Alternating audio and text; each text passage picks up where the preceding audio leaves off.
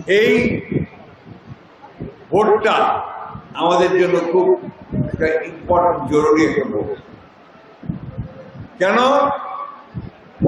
যে 15 বছর আমরা ভোট দেওয়া পারি নাই, এইবার আমরা ভোট দিব যে ভোটের মাধ্যমে আমরা আমাদের পরবর্তী সরকার পার্লামেন্ট গঠন করব। বন্ধুরা, আমরা এই পার্লামেন্ট গঠন করে একটা দেশটাকে স্থিতিশীল অবস্থায় চাই। আমরা যদি বিএনপি সরকারে আসি, কৃষক যেন তার যে ধান বলেন, আলু বলেন, যেটাই উৎপাদন করবে তার জন্য যেন সে ন্যায্য দাম পায়, সেই ব্যবস্থাটা আমরা করতে চাই।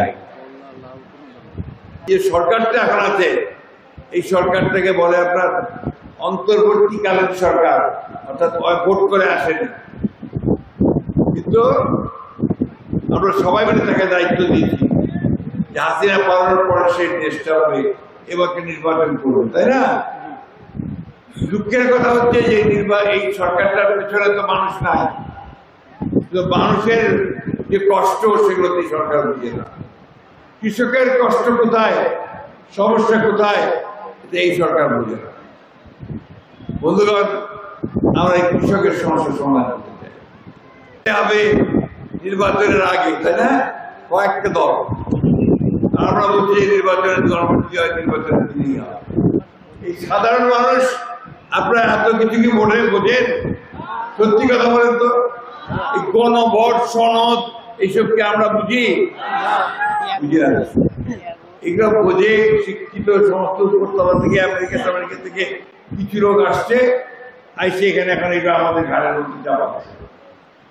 আমরা মাইনে নিচ্ছি বিএনপি যে যতগুলো পরিবর্তন করতে চায়, সংস্কার করতে চায়, সেটা আমরা রাজি আছি, কিন্তু যেটা রাজি হবো সেটাই শুধু আসবে, যেটা রাজি হব না সেটা পার্লামেন্টে যাবে।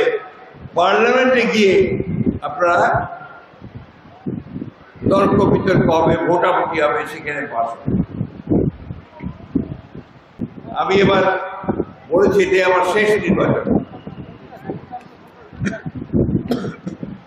আমার শরীর খুব ভালো না, আর নির্বাচন করার সময় শক্তি আমার থাকবে কিনা আমি জানি না। আপনাদের কাছে আমার আকুল আবেদন, আমার এই শেষ নির্বাচনে আপনারা আমাকে সাহায্য করবেন, সহযোগিতা করবেন। আমাকে আপনার ধানের শীষে ভোট দিয়ে আমাকে আপনাদের কাজ করার সুযোগ দিন।